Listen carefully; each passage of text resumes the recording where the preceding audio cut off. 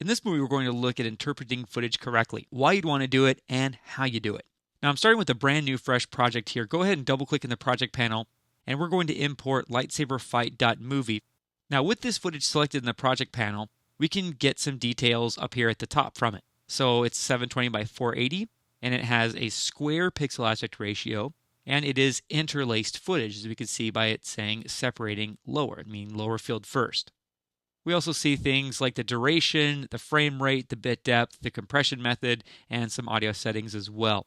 But let's go ahead and drag this down to the new composition icon at the bottom of the project panel, make a new comp with the same settings, and we'll see a lot of problems. It looks like an old kung fu movie from the 70s where the pixel aspect ratio is not quite right. I'm looking a little too skinny here, unfortunately. So what we can do is click on this footage, and what we used to have to do is right-click on it and go to Interpret Footage Main. But in CS4, there's a new button at the bottom left-hand corner of the project panel. Go ahead and click that to open up the Interpret Footage dialog box. Now, I happen to know some things about the way this clip was shot, because that's me right there. I know that this was shot with widescreen, so I'm going to change the pixel aspect ratio at the bottom to widescreen. Now, generally speaking, After Effects does a great job, better than other programs I've seen, as a matter of fact, at interpreting footage when it imports it. But if, for example, it does not interpret the alpha channel right, or the frame rate correctly, or fields and pull down, or the pixel aspect ratio, this is where you can come to make those changes.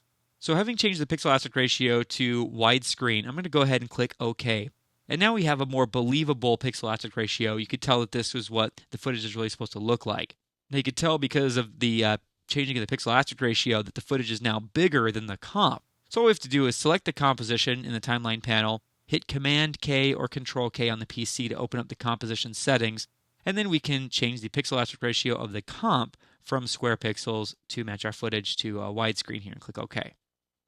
Now there's one other problem here. If I zoom in closely, there's a lot of compression going on here, so there's going to be ugliness no matter what, but there's a lot of lack of detail in the character's face here, and a lot of stair-stepping along the collar and along the lightsaber, and this needs to be fixed.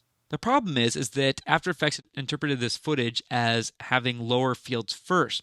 In actuality, this was shot progressive. So we can change that as well by selecting this footage, clicking the Interpret Footage button, and then going to the Fields and Pull Down area and changing Separate Fields from lower field first to off.